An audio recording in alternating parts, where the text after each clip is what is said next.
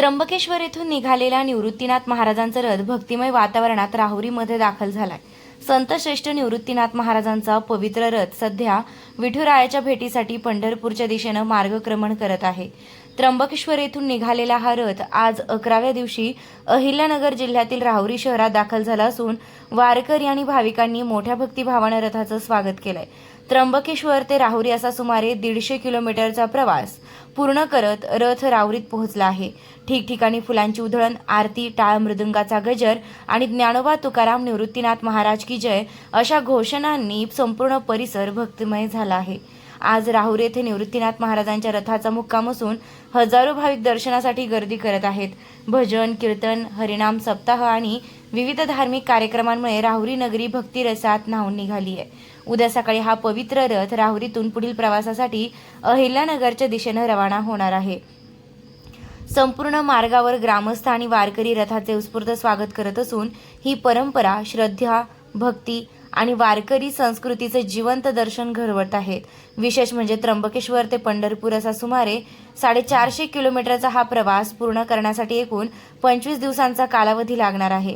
त्यापैकी 11 दिवसांचा प्रवास यशस्वीरित्या पूर्ण झाला असून उर्वरित 14 ते 15 दिवसात निवृत्तीनाथ महाराजांचा रथ विठ्ठल रुक्मिणीच्या पवित्र नगरी पंढरपूरमध्ये दाखल होणार आहे।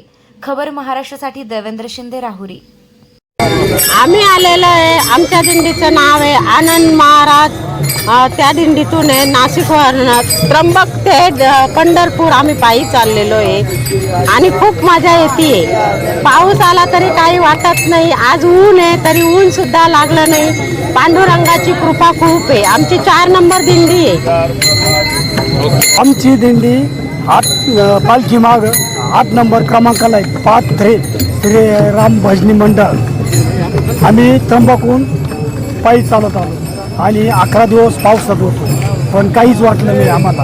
पांडुरंगाच्या कृपेने कोणतीही हाल झाली नाही, आत्तापर्यंत व्यवस्थित। रामकृष्ण। नाशिकहून आलो शिवाजीनगर आम्हाला एकदम बेस्ट वाटतो। चालणं म्हणजे एकदम भारी आहे। दिंडी मागे 6 दिवस झाले, 5 थोडा घुसला तरी चालू वाटतं। एकदम भारी वाटतं। चालताना बी असा आनंद वाटतो।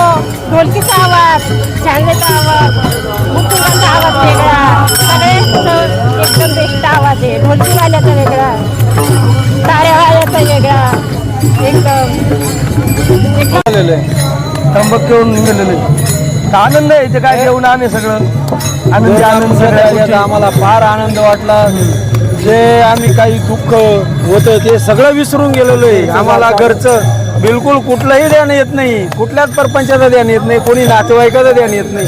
उठून दिवस उगवला का पालखीचं दर्शन कसं होईल, आम्ही परत दिंडीत कसं चालू लागल हेच आम्हाला बाकी कुठली आठवण नाही। पूर आनंद आहे। पांडुरंगाने सर्वांना सुजलम सुफलम अशी परिस्थिती निर्माण करून हे सर्व वैष्णव वारकरी ही आमच्या वाडवडिलांचीच परंपरा आहे। यातला कोणीही वारकरी हा नवीन नाही। वडील करीत आले म्हणून आम्ही करतो। आमच्या नंतर आमच्या मागची पिढी अशी लहान लहान बालगोपाल हे या वारीचा आनंद घेण्यासाठी कायम सातत्याने वर्षानुवर्षाची परंपरा ही चालत आलेली ज्ञानोबा तुकोबारायांची परंपरा ही आम्ही अखंड अविरत सर्व वारकरी कायमस्वरूपी करणार। अतिशय आनंद, जीवनातला वेगळा आनंद जर मिळवायचा असेल आपल्याला एका महिन्यात मिळवलेला आनंद हा पूर्ण 11 महिने वर्षभर पुरतो असा विठोबारायांचा अनुभव या सर्व वारकऱ्यांना आहे। विश्वगुरू निवृत्तीनाथ दादांच्या समवेत चालत असताना जगाचा आगळा वेगळा आनंद हे सर्व वारकरी घेत असतात। असाच आनंद वैष्णव वारकऱ्याला कायमस्वरूप विश्वगुरू निवृत्तीनाथ दादांच्या बरोबर मिळो हीच आमच्या वारकऱ्यांच्या वतीने तुम्हाला प्रार्थना। निवृत्तीनाथ महाराज की जय।